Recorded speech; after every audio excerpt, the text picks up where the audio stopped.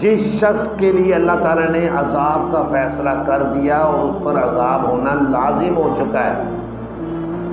اب ذرا توجہ کیجیے گا جتنے لوگ یہاں بیٹھے ہیں، اللہ تعالیٰ کیا کہہ رہے ہیں دیکھیں. جس کے لیے اللہ نے فیصلہ کر دیا ہے کہ اس کو عذاب ہوگا، افانت تنقذ من فی النار، کیا پس اے پیارے پیغمبر آپ بچا سکتے ہیں اس کو جو جہنم میں جائے گا؟ آپ یعنی بچا سکتے ہیں؟ اللہ اپنے پیغمبر کو کہہ رہے ہیں کہ جس کے لیے اللہ نے فیصلہ کر دیا وہ جہنم میں جائے گا، آپ اس کو نہیں بچا سکتے. اس سے معلوم ہوا کہ مختار کل اللہ ہے، تمام کے تمام اختیارات اللہ کے پاس ہیں.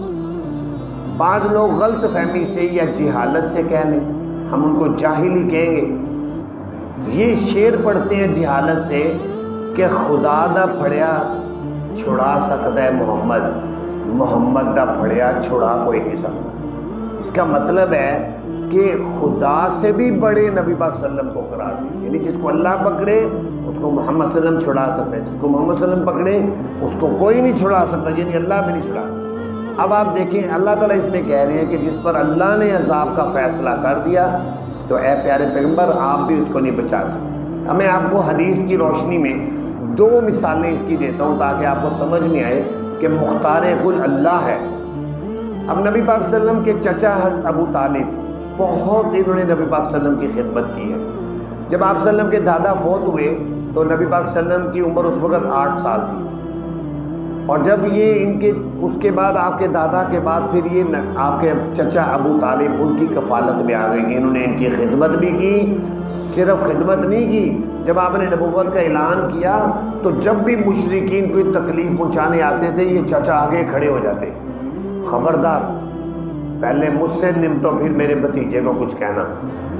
50 سال کی عمر میں نبی پاک صلی اللہ علیہ وسلم کی عمر جب 50 سال تھی پھر یہ چچا فوت ہوئے ہیں، یعنی گویا اس لحاظ سے 42 سال انہوں نے نبی پاک صلی اللہ علیہ وسلم کی خدمت کی ہے. جب ان کی موت کا وقت آیا آپ کو بتایا گیا کہ ان کی حالت خراب ہے، آپ آئے تو اس وقت عرب سمجھ جاتے تھے کوئی چہرے کی علامات سے کہ اس کے مرنے کا وقت ہے. نبی پاک صلی اللہ علیہ وسلم جب پہنچے اتفاق سے وہاں ابو جہل بھی بیٹھا تھا، ایک دو اور کافر بھی بیٹھے تھے. نبی پاک صلی اللہ علیہ وسلم نے سوچا یہ کافر اٹھیں تو میں ان کو ایمان کی اور کلمے کی دعوت دوں، مرتے وقت کلمہ پڑھ لے، چلو آخرت میں کامیاب ہو جائے. لیکن تھوڑی دیر بیٹھنے کے باوجود نہ ابو جہل اٹھا نہ ابو لہب اٹھا، یہ جم کے بیٹھے ہوئے. آخر نبی پاک صلی اللہ علیہ وسلم کے سامنے ہی کہا چچا جان کلمہ طیبہ پڑھ لیں تاکہ میں آخرت میں آپ کی سفارش کر سکوں. ایمان ہوگا تو پھر آپ کا فیصلہ جنت کا ہوگا، تو آپ کلمہ پڑھ لیں. تو چچا کہنے لگا بھتیجے میں جانتا ہوں کہ دنیا کے دینوں میں سے سب سے بہترین دین وہ وہی ہے جو تو لایا ہے، میں یہ سمجھتا ہوں. جب یہ کہا تو ابو جہل سمجھ گیا کہ اس کے دل میں نرمی پیدا ہونی ہے، کہنے فوراً بولا یا غدر یہ کیا کر رہے ہو، کیا تم اپنے باپ دادا کے دین چھوڑنے لگے ہو؟ اس کو ٹوکا ابو جہل نے. تو پھر کہنے لگا بس میں اپنے باپ دادا کی جو دین تھا بس اسی کے مطابق ہی جا رہا ہوں، یعنی کلمہ نہیں پڑھا. جب کلمہ نہیں پڑھا تو کفر پر مر گیا.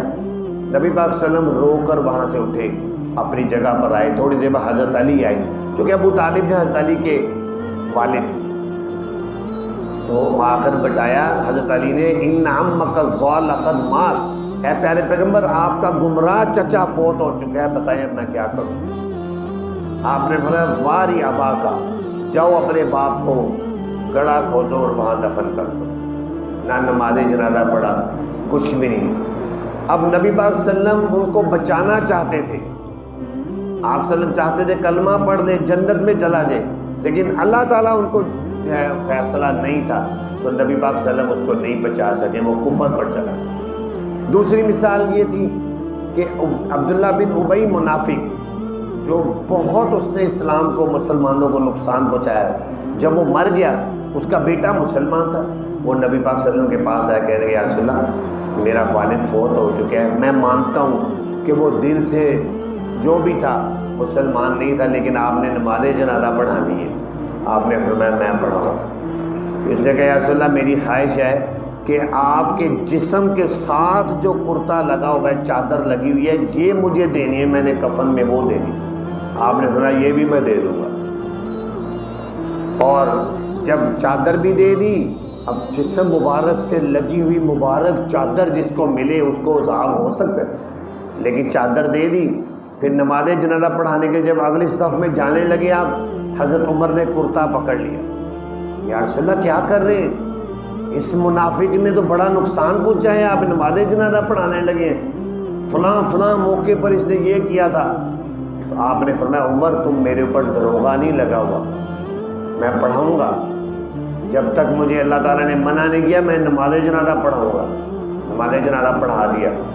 ابھی وہیں کھڑے تھے تو آیات نازل ہوئی 11ویں پارے سے پہلے 10ویں پارے کے آخر میں، استغفر لہم او لا تستغفر لہم، اے پیارے پیغمبر آپ ان کے لیے ایک دفعہ چھوڑ کر 70 دفعہ بھی مغفرت مانگیں گے، میں نہیں معاف کروں گا۔